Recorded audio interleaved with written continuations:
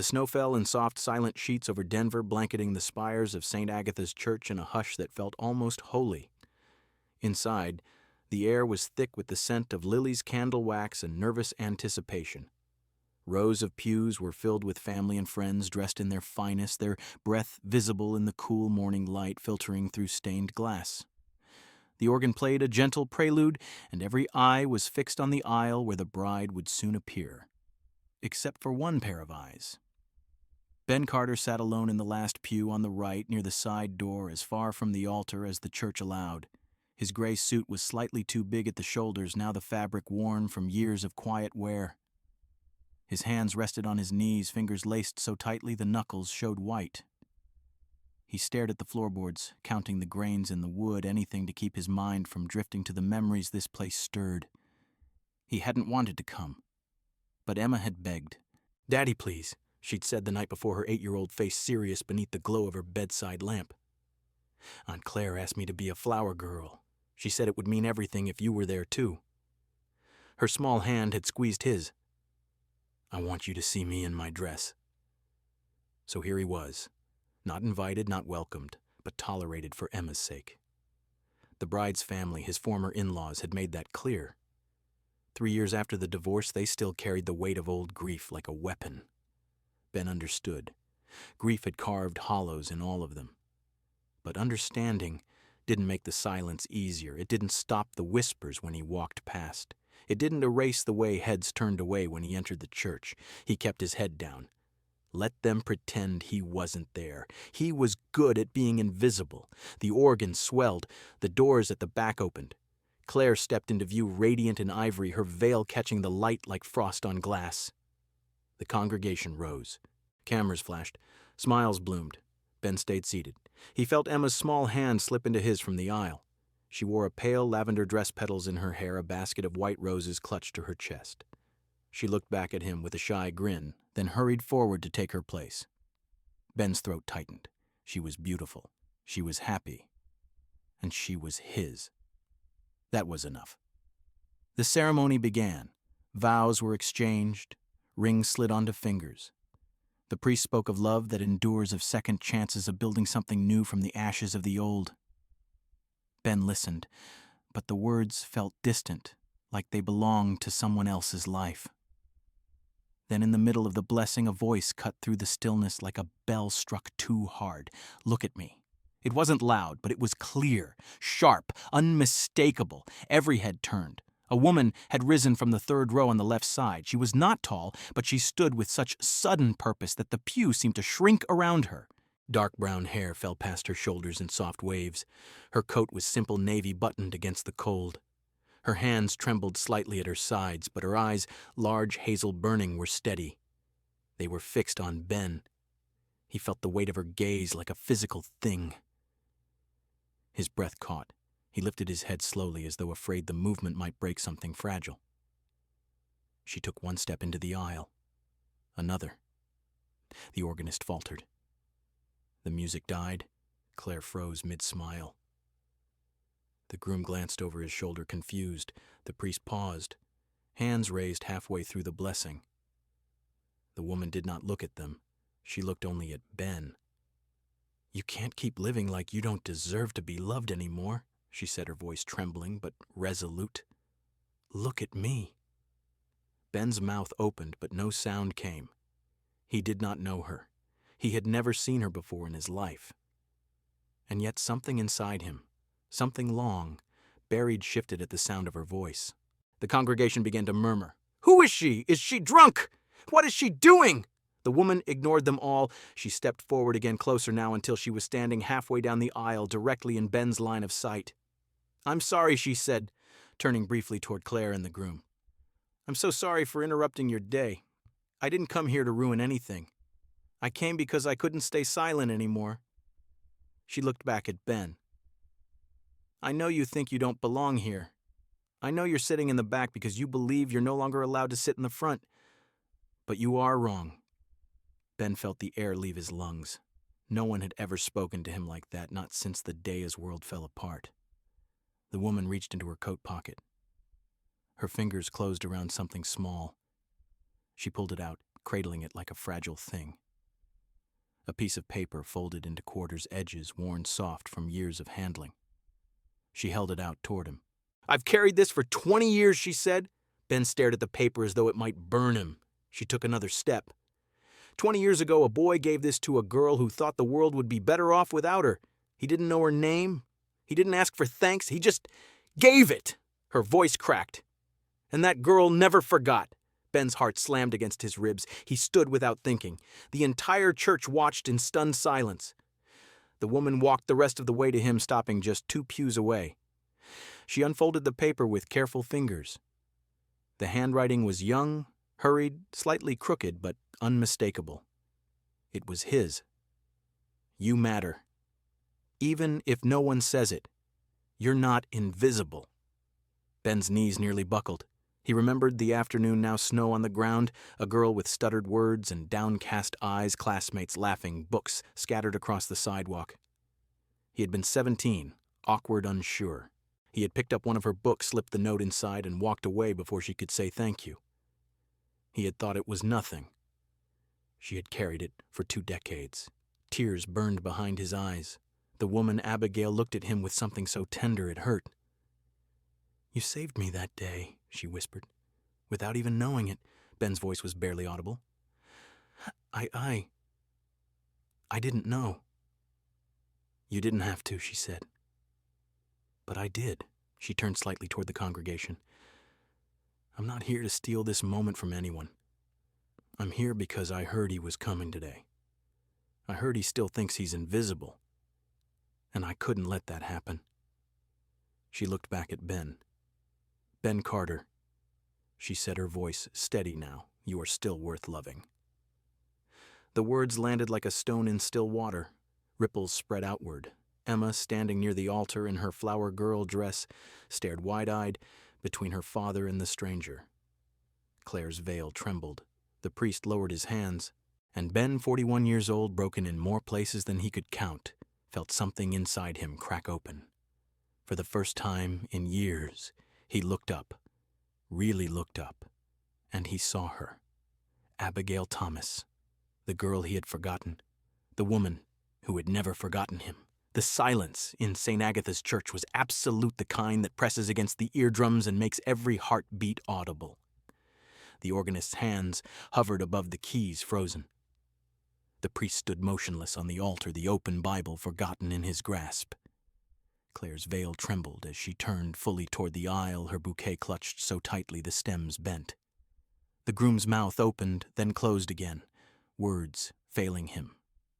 Ben Carter remained standing, the folded paper still in his hand, its edges soft from 20 years of someone else's care. His chest rose and fell unevenly. He could feel the eyes of the entire congregation on him, but he saw only Abigail. She stood 2 pews away, small and steady, her navy coat slightly askew from the sudden movement. Her hazel eyes held his without flinching, and in them, Ben saw something he hadn't seen, directed at him in years' belief. He took 1 step forward, then another. The aisle between them felt impossibly long and impossibly short at the same time. "Abigail," he said again, his voice rough, barely above a whisper. How did you even know I'd be here?" She gave a small, sad smile. "I saw the announcement online.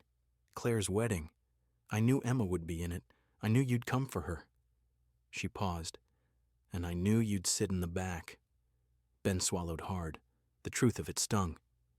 He opened his mouth to speak, but before he could, the heavy oak doors at the rear of the church swung open with a low groan. A gust of cold air swept in, carrying snowflakes that danced briefly in the candlelight before melting on the stone floor. Lindsay Morgan stepped through the doorway. She wore a black wool coat over a charcoal dress, her blonde hair pulled into a severe bun. Her face was pale lips pressed into a thin line. She did not look like a guest arriving late. She looked like someone who had come to pass judgment. The congregation stirred. Whispers rippled outward. Lindsay's eyes scanned the room, found Ben, and narrowed. She walked straight down the center aisle, heels clicking sharply against the stone, each step deliberate. She stopped halfway between Ben and the altar directly in front of Abigail, though she did not acknowledge her. "Ben," she said, her voice low and cutting. You have some nerve showing your face here. Ben's shoulders stiffened. He instinctively moved half a step in front of Emma, who had slipped back from her place near the altar and now clung to his leg. "Lindsay," he said quietly, "this isn't the place." She laughed a short, brittle sound. "Oh, it's exactly the place.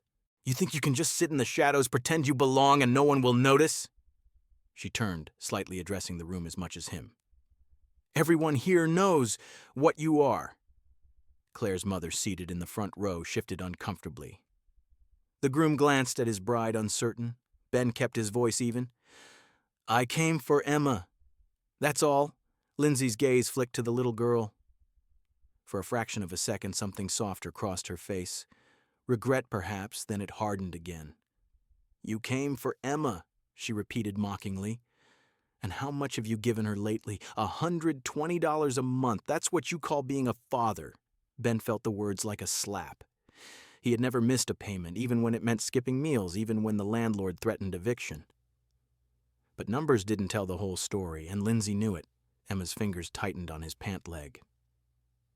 "Daddy," she whispered. Ben knelt quickly, cupping her face. "It's okay, sweetheart. Stay right here." He stood again, facing Lindsay.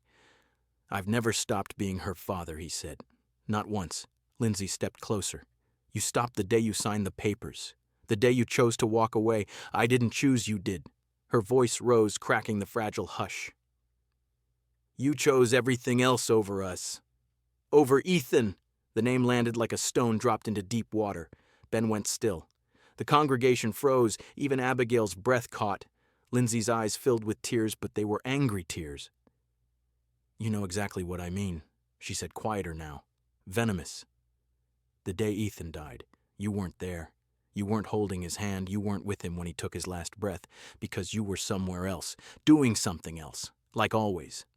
Ben's vision blurred. He could still see it, the hospital corridor, the fluorescent lights too bright, the smell of antiseptic, the doctor's quiet voice saying there was nothing more they could do. He had not been there, and the guilt had never left him. Emma looked up at him, eyes wide and frightened. "Daddy, is that true?" Ben opened his mouth, but nothing came out. Lindsay turned to the little girl, her voice softening into something almost tender. "Sweetheart, your daddy chose a stranger over your brother. That's the kind of man he is." A murmur rose from the pews. Ben felt the room tilt. He had carried that moment for 3 years, buried it so deep he sometimes convinced himself it wasn't real. But now, it was outspoken aloud in the house of God in front of his daughter. Abigail moved first. She stepped between Lindsay and Ben, small but unyielding. "That's not the whole truth," she said clearly. Lindsay turned on her. "Who the hell are you?" "Someone who knows what happened that day," Abigail answered. "Because the stranger Ben pulled from the burning car was my sister." Gasps echoed through the church. Abigail did not flinch. She was trapped. The car was on fire. Everyone else drove past. Ben didn't. He smashed the window. He dragged her out. And seconds later, the car exploded. She looked at Ben. He was burned. He was unconscious. He didn't make it back to the hospital in time, but he didn't choose to leave Ethan. He chose to save a life. Ben's knees buckled slightly. He braced himself against the pew. Lindsay stared at Abigail, then at Ben. "You never told me that she whispered." "I tried," Ben said, voice hoarse. "You wouldn't listen." Lindsay's face crumpled. For a long moment, no one spoke. Then Emma tugged at Ben's sleeve. "Daddy," she said softly, "you saved someone." Ben looked down at her, tears spilling over. "I tried to baby. I tried." Emma nodded slowly as though piecing something together. Then she did the only thing an 8-year-old heart knows how to do. She wrapped both arms around his waist and hugged him as hard as she could. "I'm glad you did," she whispered.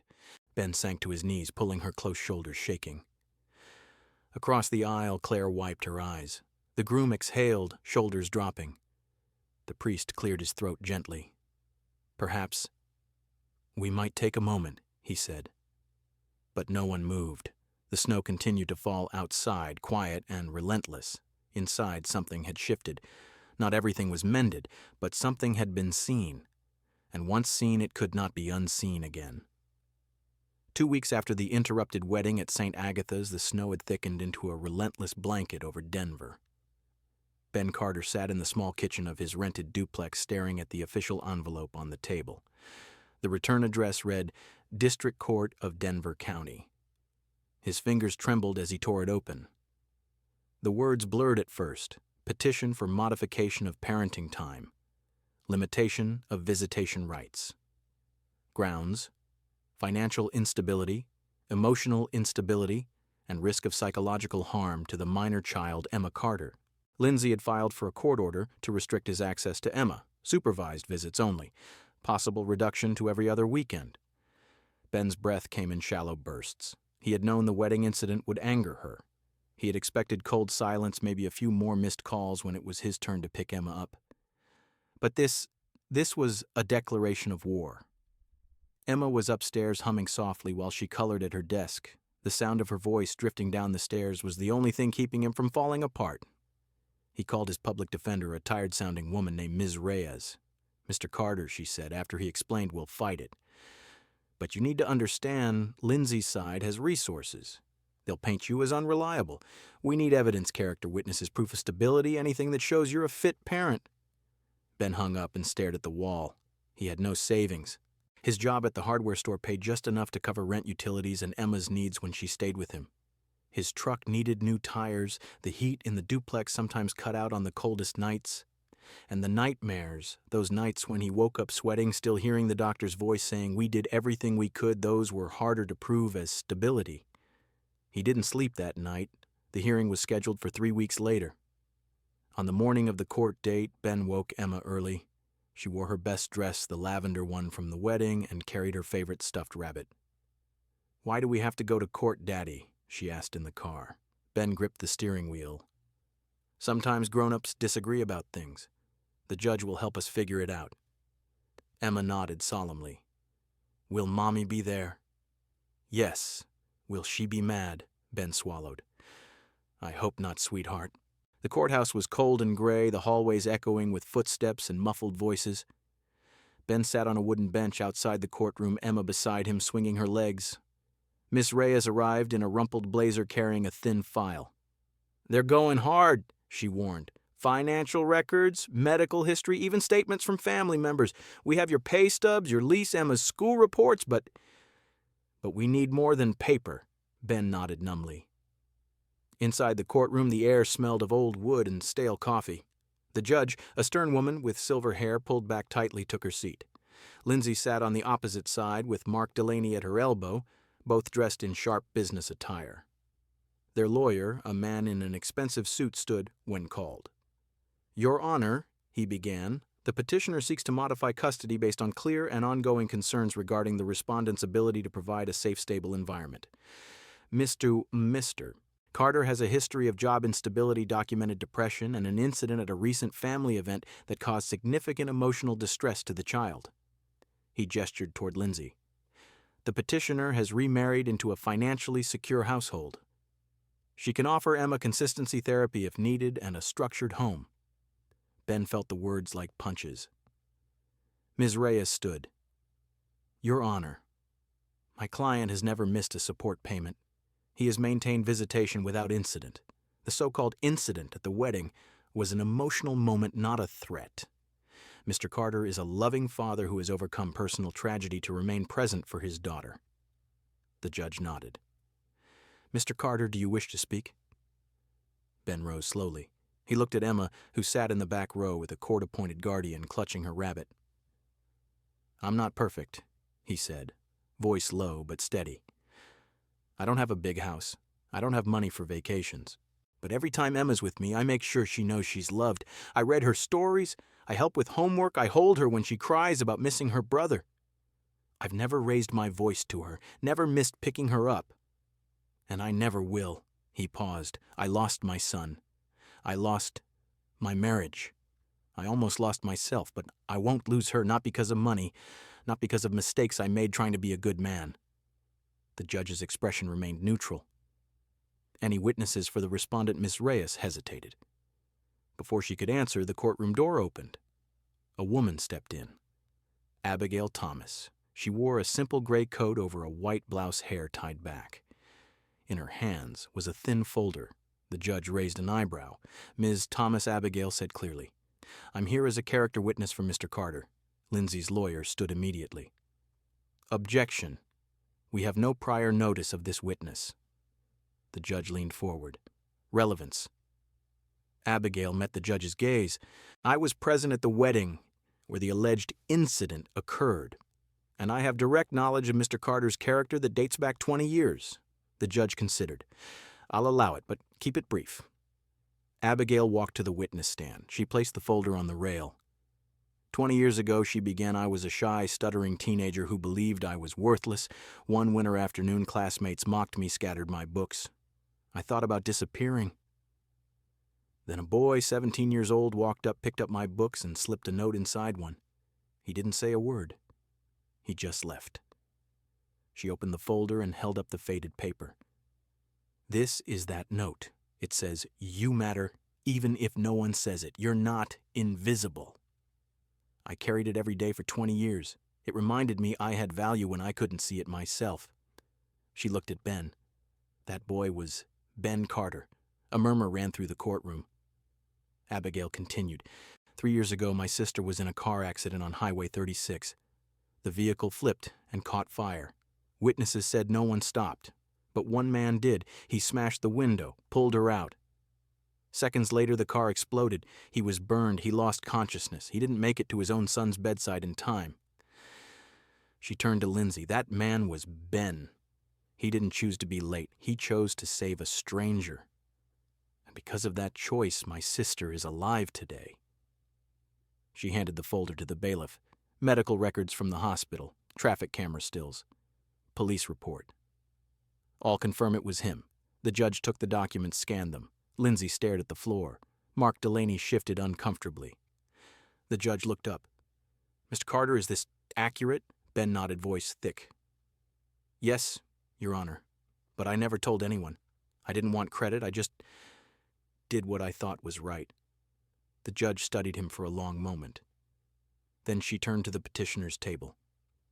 "Ms. Morgan, the court recognizes your grief, but grief does not justify rewriting history.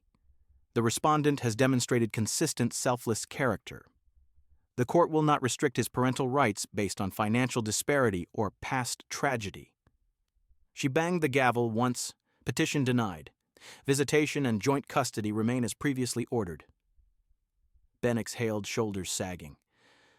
Emma ran from the back row straight into his arms. "Daddy," she cried, burying her face in his coat. He held her tight, tears falling into her hair. Across the room, Abigail stood quietly, eyes shining. She didn't approach. She didn't need to. She had already done what she came to do.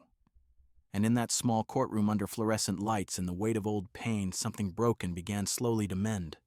The courthouse steps were slick with melting snow, and Ben emerged Emma's hand, tight in his. The judge's gavel still echoed in his ears, but the weight on his chest had lifted just enough to breathe. Emma skipped ahead a few steps, then spun back to him, cheeks flushed from the cold. "We won, Daddy. We really won." Ben knelt, pulling her into a hug.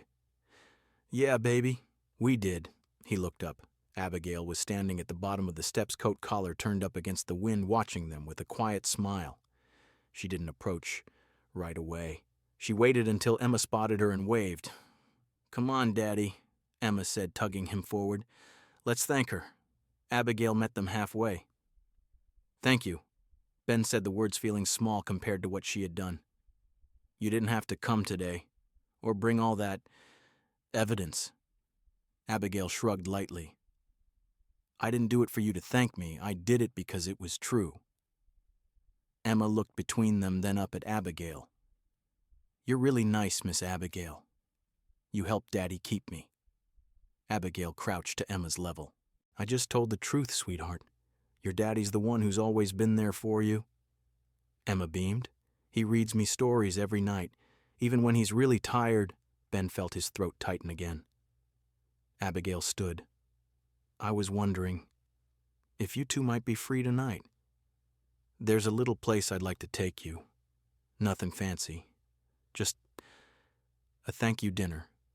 For everything." Ben hesitated. He hadn't been invited anywhere in years, not like this.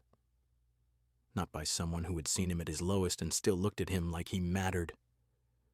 Emma didn't hesitate. "Can we go, Daddy, please?"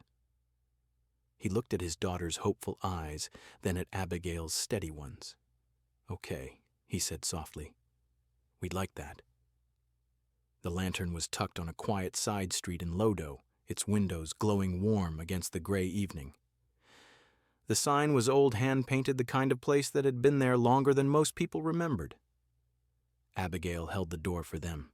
Inside smelled of garlic, fresh bread, and something sweet, maybe cinnamon. The tables were small, covered in checkered cloths, lit by single candles. Only a handful of people were dining. It felt private, almost intimate. Abigail led them to a corner table already set for 3. A small vase held white daisies. Emma gasped when she saw the dessert menu propped against the salt shaker chocolate lava cake with vanilla ice cream. "I asked them to save the best table," Abigail said, pulling out Emma's chair. "And I might have mentioned someone loves chocolate." Emma giggled and climbed up. "You're the best." Ben sat slowly taking in the room. The quiet hum of conversation, the way the candlelight softened everything. He hadn't been in a place like this not since before Ethan. Not since life had felt like it could still hold small joys. The food arrived in waves, warm bread with herb butter pasta with marinara and meatballs, grilled chicken for Emma with extra fries because she asked politely. Conversation flowed easily. Emma told stories about school, about the snow fort she wanted to build, about how she was going to be an astronaut and a veterinarian at the same time. Abigail listened like every word mattered. Ben watched her. The way she laughed at Emma's jokes, the way she leaned forward when Emma spoke, the way she glanced at him every so often, quick, gentle, like she was checking to make sure he was still breathing. After the plates were cleared, Abigail reached into her bag and pulled out a small flat box wrapped in plain brown paper. "For you," she said, sliding it across the table. Ben opened it carefully. Inside was his old wristwatch, the one that had stopped working the night of the accident. The crystal had been cracked, the band frayed. Now it ticked steadily, the face polished, the hands moving with quiet purpose. He stared at it. "How?" "My sister fixed it," Abigail said softly. "She used to be a watchmaker before the accident. After she recovered, she wanted to do something. To say thank you. Even though she never met you." Ben turned the watch over. On the back, engraved in tiny script, "Time keeps moving. So should you." His vision blurred. Emma leaned over. "It's pretty, Daddy. Like new." "Yeah," Ben whispered. "Like new." Abigail watched him, eyes soft. "I know it's been hard," she said. "I know you've carried a lot alone. But you're not alone anymore. Not if you don't want to be." Ben looked up.